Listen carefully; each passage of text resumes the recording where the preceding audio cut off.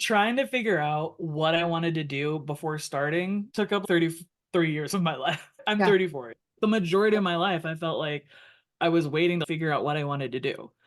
Yeah. And it wasn't working. And that's part of why I recorded that TikTok. This is something I'm still working on because I still want to be careful of not being too all over the place. But on the other hand, who said that we have to pick one thing and stick with that one thing?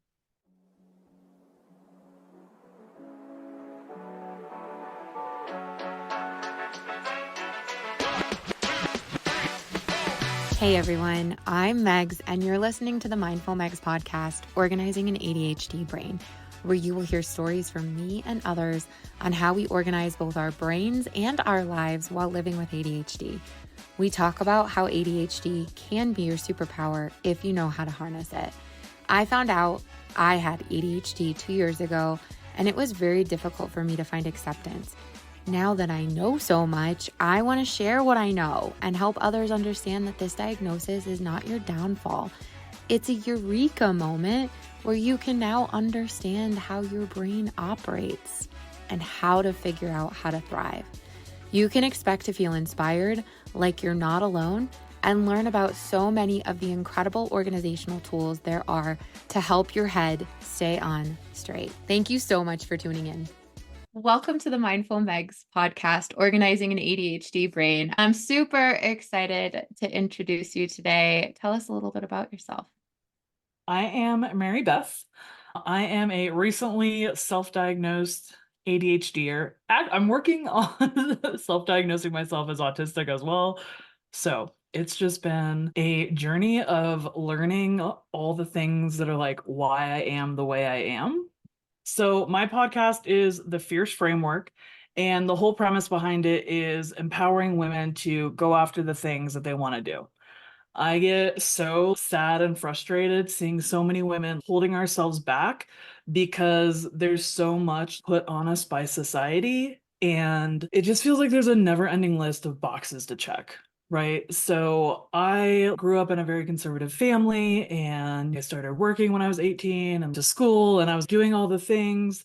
And I went to community college for a long time because I thought that's what you were supposed to do. Right. And I still didn't know what I wanted to do. So I kept going to school, trying to figure it out because I was like, well, this is what you're supposed to do. And then finally I was like, this is not really getting me anywhere. And so I gave myself permission to take a step back before I got my bachelor's and just live my life and kind of see where things were going. And through little things like taking a solo trip here and there, I started to realize the things we're supposed to do aren't necessarily going to get us where we want to go in life. So I've been able to kind of expand on that and live life a little bit more on my own terms. And especially as an ADHDer, that's huge because I can't live Ah, according to other people's rules. Like it was killing me. I just thought I was really bad at life. yeah. And fortunately, I'm pretty funny. So I would just laugh and I'm like, I'm bad at adulting, like all millennials are. But realizing I'm ADHD, I was like, oh, and learning about how it impacts every area of your life. Because I knew in college, I was like, I'm coloring in the back of the class. And if I look at you and I look like I'm paying attention, I can't retain anything you say. But if I can sit here and Ah, color my thing, then that works for me. And I had a pretty good GPA. So I learned tips and tricks that worked for me, but learning more about how all-encompassing it is has been a game changer. Anyway, as you can see, ADHD. I started talking about my journey. we're just going to squirrel all over the place and it'll be fine. I'll rein us back in. It's totally cool. I think what's really interesting is that you said that you kind of knew in college and that you're self-diagnosed. So you haven't actually gone to a doctor and gotten diagnosed. And let's be honest, I think once you listen to a podcast or two and you hear some of the traits, it's like, oh, other people's brains work like my brain. Tell me, did you start kind of looking into it in college? So in college, I thought it was like just a learning disability. I thought it just impacted this one little area of my life. And I was like, okay, I just need to try harder or be more organized or figure out how to check all the boxes regardless of my experience. And how Because, long ago was college? oh, that's a great question. like, like 15 years ago. Okay, cool. All right. Yeah. I'm just getting a good timeline so I can Yeah. gauge this. Yeah, that's a great question. So my parents are boomers, right? And they didn't believe that ADHD existed. I think I brought it up one time and it was kind of a joke. Like, oh, ha ha ha, you're just trying to get out of homework. Or it wasn't even taken seriously, which I knew it wouldn't be because it had come up in other conversations and you could Sure. tell my parents thought it was fake. And I was like, okay. But then I got good grades in college and I was like, okay, so I either don't really have it or it's not significantly impacting me or whatever. And then the rest of my life was just difficult, but I thought it was Yeah. I thought it was normal. Like life is hard for everybody. And I thought a lot of it was personal failure, as you're told, Oh, sure. and just lack of organization. And I was like, oh, I don't remember things really well. So I have to write everything down. No big deal. I just write down everything or else it doesn't exist. And then learning that not everybody works that way, I was like, what? Like a Oh, eureka moment. yeah. Yeah. And I think I'm drawn to a lot of other ADHD people. So I'm learning that a lot of my friends are also ADHD, which is probably why I thought a lot of my symptoms were normal. But I'm definitely one of those TikTok millennial self-diagnosed. I got down the TikTok tunnel of ADHD and I was like, oh my God. Because I'm also Yeah. HSP. I'm a highly sensitive person. So I'm like, well, yeah, Okay. stuff bothers me because I'm sensitive. That's an ADHD thing. My relationships, like not texting people back, like the overwhelm of answering the phone. And I feel like society, like we have these trends that kind of explain away a lot of things. Oh, it's a millennial thing. Millennials don't answer their phone. And Right. so almost every aspect I could either write off as a personal failure or a millennial thing or an HSP thing. But then digging into ADHD, I was like, wow, this one thing explains everything. I Mm-hmm. cried over just how specific some TikTok videos were, like just how hard they hit. You just feel so seen in a way that I had never felt seen before. Oh my gosh, tell me about that. Because Yeah. I have a similar experience when I finally was like, I can't believe people's brains work like mine and they can relate to me. And I'm not alone in this monstrous world where I just felt like I didn't fit in. I didn't feel like I fit into the regular world, but then sometimes I don't even feel like I fit into the ADHD world. I'm like, am I ADHD enough? But Yeah. anyways, coming back. So tell me about diving into those videos and figuring out that moment. Did you accept it right away or what did that look like? So I did accept it right away because I had ADHD friends in high school. So I knew it was a thing. And so it was really easy for me to accept it, especially with just how validating it was. And then alongside of ADHD explanations, you would see therapists or people explaining, contrasting with how a neurotypical brain works. And Mm. I was like, that seems fake. I wish I could think of a good example, but like how a neurotypical brain works because it just seems so easy. I'm like that, like just like float through life like without panicking all the time. Something pops up on your to-do list, so you just do it. But Yeah, who are you? right? I've seen some videos and I'm like, that sounds fake. Life cannot be that easy. That's cool. That's Anyway. so interesting. I'm super interested in the differences between the neurotypical brain and neurodiverse brain because after I found out I had ADHD, I also hang out with a lot of people with ADHD. And then my husband has it too. And I have two little girls that have never been diagnosed, but we'll see. So now I'm just trying to figure out, doesn't everyone have ADHD? Now I'm just convinced that the whole world has ADHD and there's no such thing as a neurotypical brain. That's where I am now because neurotypical brains don't make sense to me. I'm like, is it real? Because I don't remember the percentage, but the percentage of people with ADHD is actually fairly low. And it seems crazy because everyone I know, everyone I follow on TikTok, I'm like, well, I guess we do kind of create echo chambers. But it Mm. just seems crazy for it to be like a small percentage of people, everyone I'm surrounded with, it seems like has ADHD. But Well, and I wonder how they measure that, right? I mean, is it yeah. everyone who's gotten diagnosed and they tick a box and now they're taking all of that data from somewhere? I am really interested in how they test that. So tell me about what kind of tools do you use now that make it easier to stay organized in the sense that you feel organized on a regular basis? Oh, that's such a good question. And I've realized that I've kind of been putting systems in place for myself for a long time to the extent that I don't even realize the adjustments I make for myself always. For example, I have a ton of alarms in the morning because I'm not Mhm. going to wake up. And then I tie things to another thing as much as possible. Baby steps have really helped me. So I was doing like some silly challenge and it was drink water before you drink coffee. And so something tiny like that. And now I drink coffee or I drink water first thing in the morning. Atomic Habits, like James Yeah, Clear type thing. yes. Okay. Yes. Okay. So my biggest thing is I'm a recovering people pleaser. So I don't care if my life is in shambles, but if it impacts other people, then it's a problem.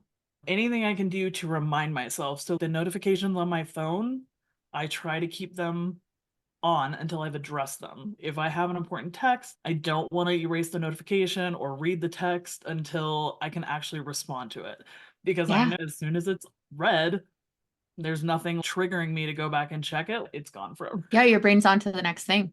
And then things just throughout the day, I have so many tasks in my calendar for little things from take a mental health walk to do your laundry. And I try to schedule it as soon as I think that I need to do it, if that makes sense. I forget what book it was, but I learned somewhere if you can do something within 5 minutes, just do it now. And that's really Yeah. helpful for me because it's so crazy how I will forget things, but then also ruminate on things. It's like you forget, but then as soon as you're in the middle of something else and you can't go do the laundry, that's when you remember you need to do the laundry. Oh my gosh. Yeah. Right? Why? So it's like when I could do the laundry, no thoughts of laundry anywhere. Like laundry is Hmm. what is laundry?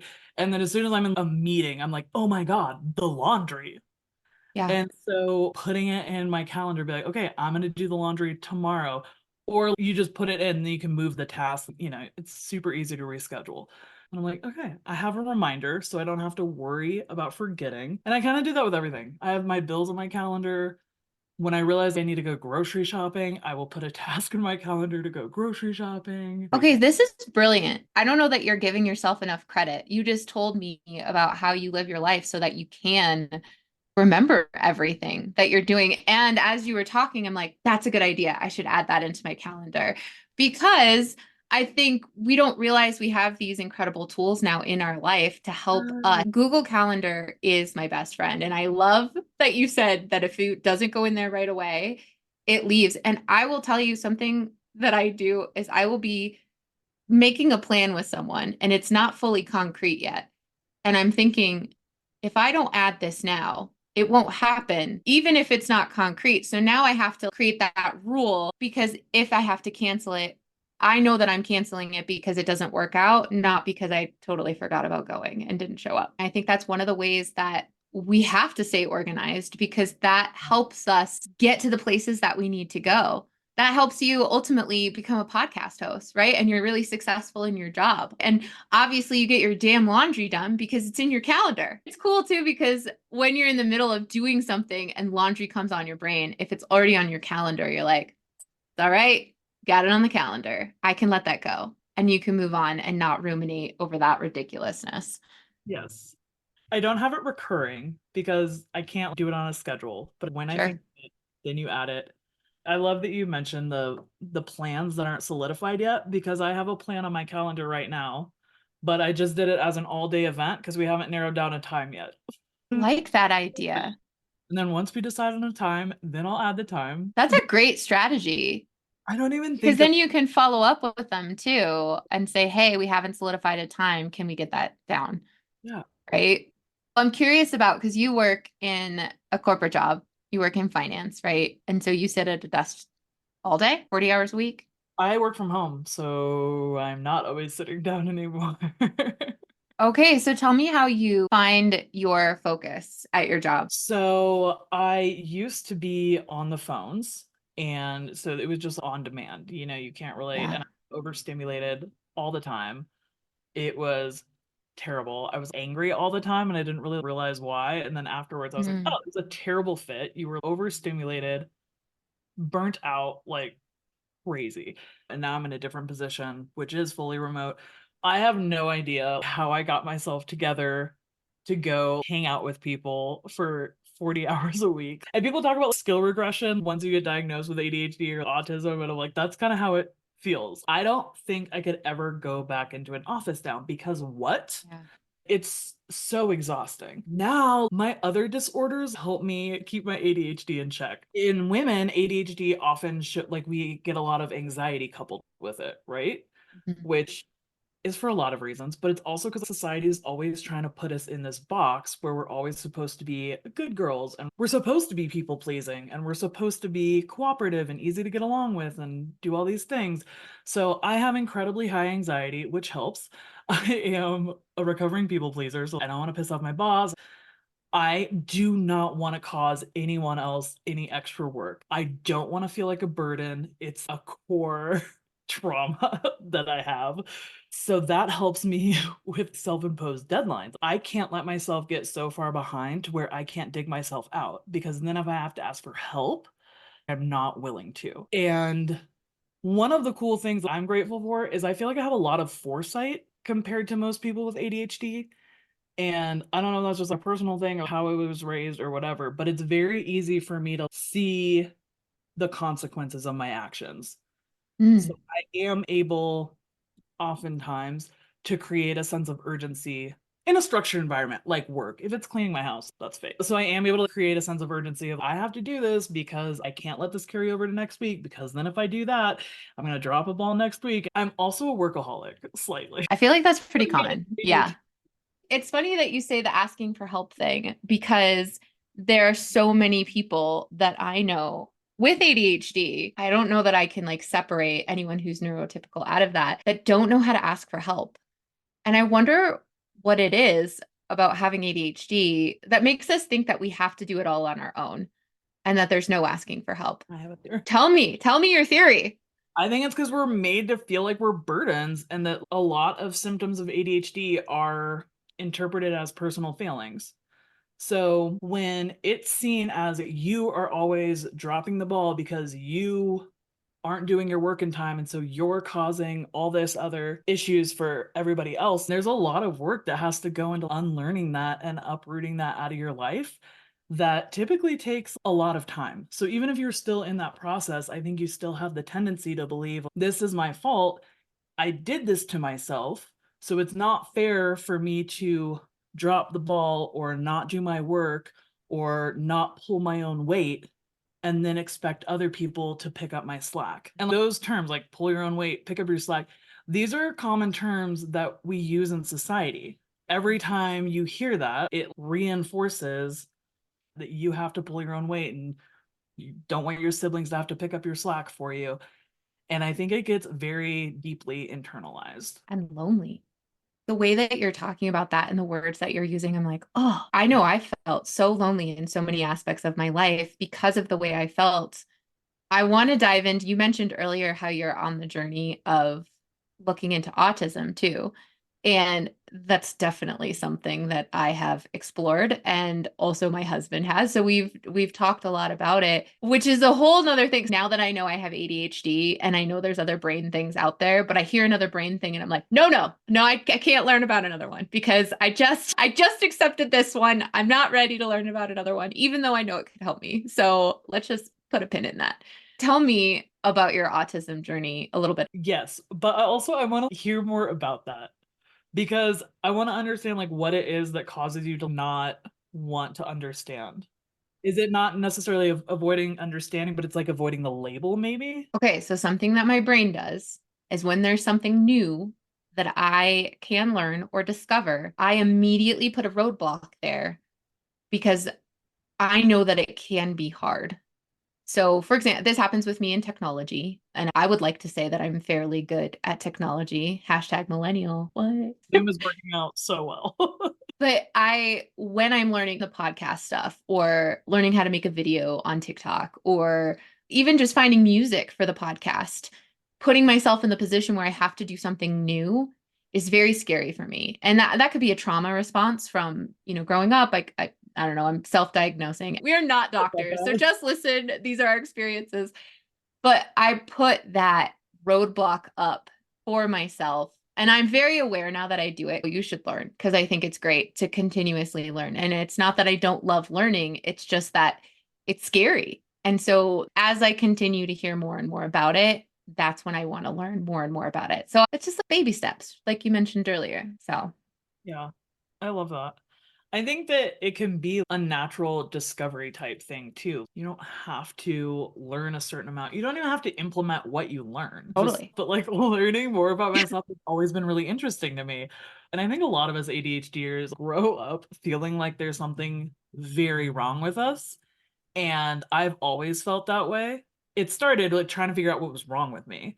And so now that it's been able to evolve into something more positive and more productive, where it's like, instead of trying to figure out what's wrong with me, I'm learning about why I am the way I am. I think for me, that's where it stemmed from. From a pretty early age, I wanted to learn about myself to figure out what was wrong. And so I've always wanted to learn about myself. And I feel really conceited saying that. But I like the way you're saying it because now it's not about finding out what's wrong with you. And I think that that's a societal thing that we've imposed on ourselves. Now it's more about finding out what's right with us. What about this helps me understand what I do so well? And that was one of the things that helped me accept having ADHD was, oh, this is a part of my personality. This makes me exactly who I am. I am outgoing. I am forthright with my words and my feelings because I have ADHD and I have to get out there and express myself because that's part of my personality. I love that. It's not about what's wrong. It's about what's right with us. Don't think about what you're doing wrong. Don't think about all the things that you could fix. Think about what are the skills you have already? What are those things you bring to the table? And how can you enhance those with now the knowledge that you have? When you look into what you really bring to the table, how can you enhance that? And I do think that figuring out what's going on in your brain helps. Totally. Yeah, because we live out of our brain. So the more we're able to play to our strengths, the better it is for us. I forget what book it was, but it's some leadership book that talked about how most people spend so much of their time trying to shore up their weaknesses, but the really successful people spend their time and energy focusing on their strengths and just Yeah. excelling. And so, even in a stuffy corporate environment, what you're saying totally checks out. Relying on your strengths and capitalizing on your strengths, and then surrounding yourself with people who can help you with all the other things, that's going to help us get so much further in life than spending all our time and energy focusing on our weaknesses and trying to improve on things that we're not good at. I feel like there's a lot of overlap between autism and ADHD, so that's made it kind of hard. But I didn't know very much about autism, and so the only thing I pictured when people talked about autism was the extreme stigma stereotype of somebody who cannot function in society, very much on one side of the spectrum. And I apologize, I'm Absolutely. on the correct vernacular to be using. I had this idea in my mind. It was a caricature, not a real interpretation of an actual person with ADHD, like, or excuse me, autism, like just the stigma. That's all I really knew about it. And I have a friend who's so lovely and just we instantly clicked. And we have a lot of mannerisms, like just being Mm. open and the way we connect and the way we talk and the fact that we both don't text each other back. And then a month later, we're like, don't worry about it. We pick up where we left off. And she was like, okay, so you know those things we do? And like named off like, two or three just random things we do. She was like, I was recently diagnosed with autism, and that's autism. And I was like, because she's also ADHD. So I was trusting her and her therapist know the difference between ADHD and autism. I don't know. And so now I'm on like the TikTok autism journey. Of course you are. Yes. Not that I don't respect therapists. Part of my thing is right now, I don't see a personal benefit of getting an official diagnosis. So I'm not Yeah. pursuing it. I'm really learning more about myself. And it helps with self acceptance, absolutely. And then just more awareness of if I tend to be this way, then I can do these things to help myself to make life easier. That's why I'm pursuing learning about it, even though I'm not officially diagnosed. Yeah, that's cool. Yeah. It's so interesting the world that we live in now. Mental health has become such a normalized thing. We talk about depression, we talk about ADHD, we talk about all of these things that go on with our brains. And it's so cool because we can learn all of these different ways to combat the way that we've handled life before. One of the reasons why I started this podcast is I feel like I'm thriving now in a way that I never thought possible. And it's because I feel seen. It's because I feel heard. It's because I now know what I need in order to thrive. People still laugh at me when I tell them I'm a professional organizer with ADHD. Like they straight up giggle. And I look forward to it now because I'm like, you don't know yet. And I will tell you, these are all the things and all the benefits that it has on your life and can help you with your brain when you declutter and you have spaces that just bring you joy and give you the dopamine that you need, right? And that's so perfect too, because we need to declutter, but we have such a hard time decluttering. So the fact that you Yes. offer that service is like perfect. I just thought of a video about autism, if we want to go back to that. Yeah, go for it. This woman explaining, so she was recapping a session that she had had with her therapist who was diagnosing her autism. And she was like, let me tell you what they put in their notes word for word. The therapist had mentioned something like about a trip, a comment, not a question. And was like, oh, you went to Puerto Rico recently.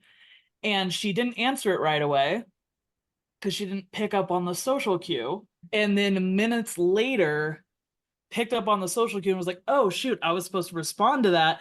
Looks at the therapist for validation of, you were expecting something from me, weren't you? And then goes ahead and was like, yeah, so, I did go to Puerto Rico. It was beautiful. And the way that it was described in the video was like a glitch in her processing.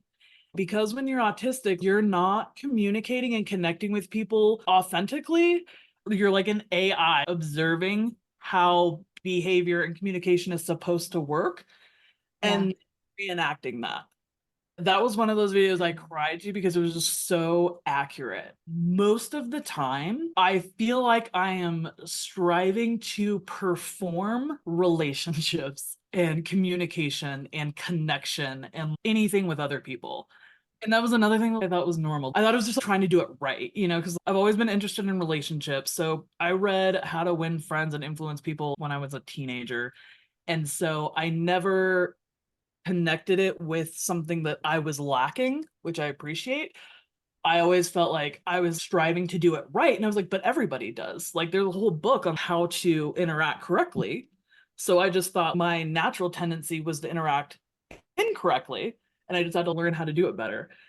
And now Yeah. I'm like, no, I think I just don't know how to be in a Yeah. neurotypical environment because I am pretty aware. That's one thing that I wasn't sure with the autism because I'm like, I feel like I'm very socially aware, but Yeah. also being a woman and just a lot of my trauma has taught me to be aware of how other people are behaving and how they're feeling. And so it's just always been a game of learning what I'm supposed to say. And in this story, she described it as glitching, and then she also described it as buffering. Like when you're trying to figure out what the socially acceptable response or what the correct response to is, like a stimuli, like verbal or a look or whatever.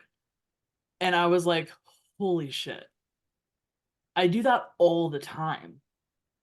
That's really interesting. Yeah. Yeah, it's crazy. And that's part of why, back to the work thing, it's been a game changer. On the phone, you had to respond in the moment. Right. Now, And you can't see their faces. And that's difficult. Yeah. and then you never really know if tone is just because they're stressed or because they're like have a cold or, and there's so much. And I mostly communicate via email for work now, and I love it. People will try to jump on a call to clarify, and I'm like, that makes it way more confusing. Like, write it Yeah. down. It brings me back to thinking about the people pleaser because thinking about ADHD, I know one thing that I feel like I do a lot is I just want to do the right thing, which means that when it comes to the right thing, I want to do the thing that makes other people feel good about the situation. It's not as if I'm saying, "Oh, I wonder if Mary Beth is going to like this when I say this," right? That's not it. It's more along the lines of I'm just going to think of what they need me to say in this moment to make them happy. I've now realized that and I'm working on that really hard. And I love that you're saying recovering people pleaser. I think that's one of the really cool things about knowing about ADHD is knowing how your brain works and knowing that you like to make people happy. But when you're setting boundaries and when you have priorities, oh my gosh, it's so important to say the right things in the right moments so that you can figure out how to be authentically you. And that I'm still trying to discover. And that's another reason why I'm here podcasting, because I just want to be me. And that's why I admire you so much is you posted a TikTok the other day, and it might have been even today. And I died a little bit inside because you were just like, hey guys, I don't know what you want from me, but I'm just going to continue to throw spaghetti until something sticks. But I also think that's how our brains work too. I've never known what I wanted to do in life. Everyone was like, oh, I know what I wanted to do in fourth grade or in fifth grade or in high school. And I'm like, who are you people? I still don't know what I want to do. And now I realize there's so many things that we can be good at because of the way our brain works and how creative we are, Yeah. that we just need to pick a damn thing and focus on it. And when we do that and say, it's okay that we picked this and you're not a doctor, even though you could be a really good doctor, it's okay that you're going this route because this is the thing that you're going to hone in and be that expert at. Trying to figure out what I wanted to do before starting took up 33 years of my life. I'm Yeah. 34. The majority of my life, I felt like I was waiting to figure out what I wanted to do. Yeah. And it wasn't working. And that's part of why I recorded that TikTok. This is something I'm still working on because I still want to be careful of not being too all over the place. But on the other hand, who said that we have to pick one thing and stick with that one thing? I think that when we're trying to do something new, we struggle so much with like, oh, I don't have any followers, I don't have an audience, like, no, no, no, no, no.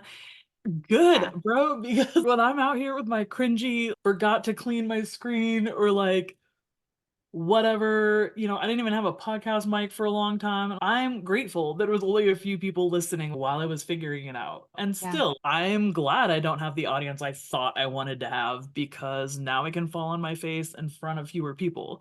Because we have it in our head that if we do well enough, we won't fall on our face. And that's completely false. So it's Right. realizing I am going to fall on my face. And isn't it great that there's only two instead of like the 80,000 followers I thought I wanted? And Yeah. then as you improve, you're growing, your following grows. And then it's like, okay, so you're getting better as you have the bigger audience. And isn't that so much better than learning, struggling in front of a huge audience? Honestly, I don't know what I would do with 10,000 followers. So here I am. If two more people want to follow me today and they want to hear what I have to say, then that is a-okay with me. And I'm super proud of that. One thing I do see that you're very consistent with is helping people find the grace that they can give themselves in the day to day, which is exactly what your podcast is about. But what does it mean to you to give yourself grace? What does that look like? Paint me a picture. Yeah, I love that you can know what something means, but how does it feel? What is it really? Yeah. And so I love just calling myself a hot mess. My life is a dumpster fire. I'm a hot mess. Emphasis on hot. Okay. And just embracing the fact that I am rejecting perfection because I'm also a recovering perfectionist. It's not that I'm labeling myself these things and therefore that means I'm bad or I'm failing. I'm accepting that terminology because I'm like, yeah, and that's fine. I'm Hot Mess Express aunt, okay? Not all my nieces and nephews get presents on all their birthdays, okay? I don't remember everyone's birthday. And I accept that about myself. Like, nobody complains when I don't show up to things. Like, when I did a destination wedding and didn't really tell my family, nobody was really surprised. Disappointed, maybe, but like, not surprised. And so it's actually been really freeing. I am that girl who will not have my life together. I will show up to church hungover sometimes. That's just who I am. I'm going to show up at my best friend's birthday party late because I forgot without a present, maybe wearing last night's clothes. We don't know. And accepting that about myself, and that's who I am. And if that doesn't work for you, totally respect that. It's a lot. And so if I'm not the kind of person you want in your life, totally understand that. Which is Um, cool. but also, I am confident that for the right people, I am more than worth it. And so I'm allowing myself to be a hot mess, to not have my life together, and to not really want to have it together. I'm working on not performing as much anymore. So if me living my life the way that works for me makes you think that I'm a hot mess, cool. I'm super fun and a hot mess. And so if that's the kind of friend you want, if it's not, then like, okay. I love that. So it's not about seeing other people's perspectives and understanding it and then conforming to meet their expectations of you. It's more about understanding their perspectives, saying, cool, I appreciate that you think that. And you don't have to have me in your life if you don't want to, because I'm going to be exactly who I am and I'm very comfortable where I am in this moment. And I think that that is a really cool way to give yourself grace because ultimately you're the only one you need to show up for at the end of the day. And if you're showing up for yourself and you're happy and you're living the life that you want to, and that dumpster fire is like your dumpster fire and you're so proud of it, Keep me warm, then bro. Like, you know. get on with your bad self. I like that you describe it that way. I gave myself grace yesterday when I was going through ADHD paralysis. And I was sitting there and I was like, oh my gosh, there's so much I need to do. And I just can't get myself to do anything. And so while I was beating myself up initially, I did take a step back and I've done so much this week and I am getting so much done. Already, I had gotten so much done in the day. And even if I hadn't, that is the time that we need to give ourselves grace. Because if our body is not doing the things that we need to, maybe it's telling us something. And maybe we should just listen to that. It was cool because I ended up saying, you know what? Maybe a nap is in my future. And I laid down to close my eyes and I was like, I'm not ready for a nap. And then I went and had a dance party. And that's what felt right in the moment. And that gave me the dopamine I needed to go and get all the other stuff done. We were talking about superpowers. What's your ADHD superpower? Growing up, it was always something to overcome and something to figure out on my own to not burden other people. So I'm not really sure. And I feel like I don't necessarily have like a clear distinction between what is my personality, what is my ADHD, what is my autism. But like I have the hugest heart. I don't know if that's because I'm a Pisces or if it's because of ADHD. And I do think kind of how you learn from trauma, feeling rejected or feeling on the outside all the time has definitely created a very soft place in my heart for people who feel excluded. So Mm. oftentimes, even though I'm an introvert, if I'm comfortable enough to function, because sometimes I'm just like in the corner panicking at an event or around other people, if I see someone who feels excluded or who's not participating, it's very easy for me to notice those people and try to pull them in. Oh, And love that. a lot of people don't even notice or how something is impacting people. It often shows of like me being critical, but I can go to an event and be like, oh, if this was tweaked a little bit, then these five people would be a lot more comfortable because this is impacting that. And I'm very good at seeing inefficiency and seeing how an environment or other people is impacting the people around them in a certain environment. Oh, cool.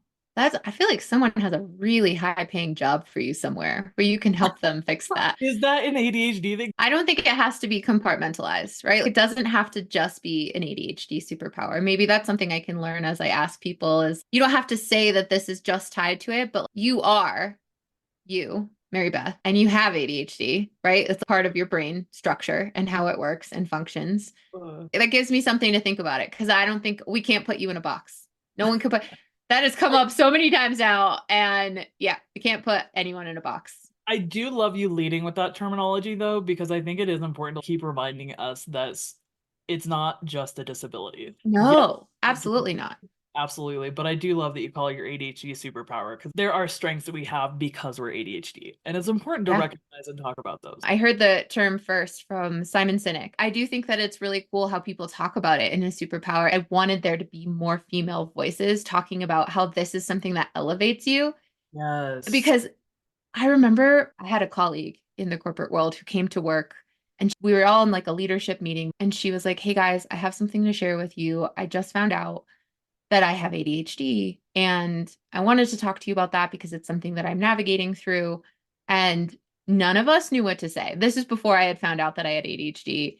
And Yeah. my director's like, cool. Then I found out that I had ADHD and I was like, well, I'm not sharing that with anyone. But I shared it with her, right? Like we had that Yeah. connection and we talked about it. I think that the more we have this conversation and the more we figure out how people's brains work, the corporate world can thrive in a way that I don't even think that people could begin to understand. Because if you hone in on people's specific skills and how they can do jobs more effectively. Someone told me before I left the corporate world that I got too excited about things. And I was like, okay, well, I can't work here anymore if you can't appreciate that. So Totally. thank you so freaking much for being here. Tell us what advice do you have for my listeners if they're navigating the space of ADHD, navigating space of potential autism?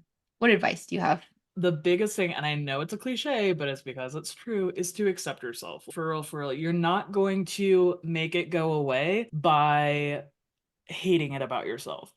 Mm-hmm. So, like you were saying, when you allowed yourself to lay down for a nap, You didn't need the nap, but that gave you the clarity of what you did need.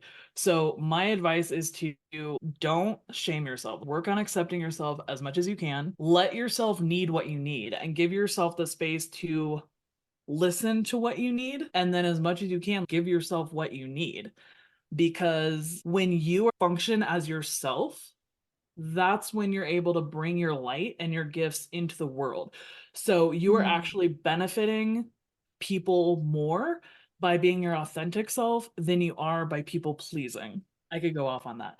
So if you need accommodations or if you need support, allowing yourself to accept that about yourself and then giving yourself that support or finding that support and those accommodations as much as possible, that's my advice to you, because that's going to allow you to kind of get out of survival mode, right? And then start Yeah. living and being who you are. And that's when you're going to blossom and see your true self open up and shine your light. And that's what the world needs. We need you to be you, not to be trying to fit into some box that you don't belong in. Those are powerful words.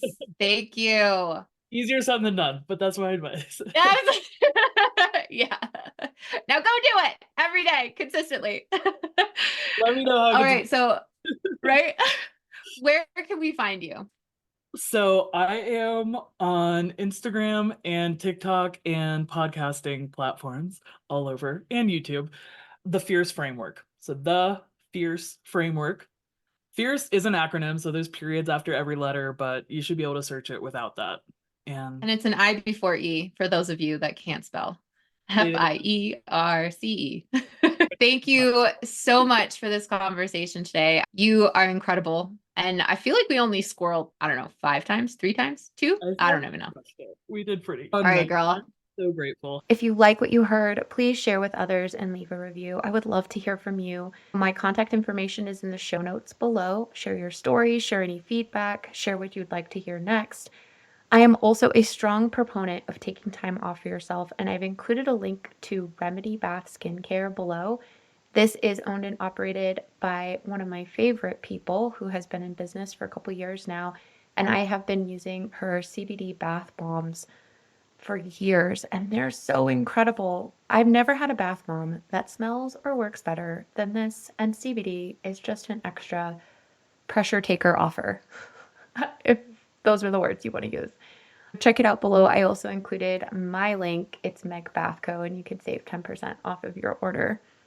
Another way you can support the podcast is by using my link if you want to try out HelloFresh. It's an amazing way to automate your grocery shopping and try new foods. It takes so much of the thinking out of planning for the week. My ADHD brain has been so appreciative of HelloFresh. We've actually been using for I think all of 2024 now. We've tried so many new foods, some that we didn't like as much as we have liked, but oh, so many amazing flavors. And I'm so thrilled to not have to think ahead to try to figure out what's for dinner, especially when my husband and I are managing jobs and then, of course, our kiddos at the same time. I want to reiterate, I am not a doctor, and most of the people I talk to are not doctors or medical professionals. What's really important here is that you shouldn't be using the show to diagnose. I wanted to make this show available to people who wanted to be able to relate to other people like them. I know I needed this tenfold when I first found out that I had ADHD, and I didn't know there were so many other people out there who had either gone through similar circumstances or were going through them at the same time as I was. So if this helps anyone feel like their brain works like other people's and we can relate to something, if you're trying to figure out if you have ADHD or not, please talk to your therapist or a medical professional so that you can truly understand what kind of options you have out there for support and, of course, for medicine. And then come here as you're along the ride for the journey and listen to people who are going through similar circumstances and understand that it's not a one-size-fits-all sort of diagnosis. There's so many options and opportunities out there for you. Thank you so much for tuning in, and I can't wait to hear from you.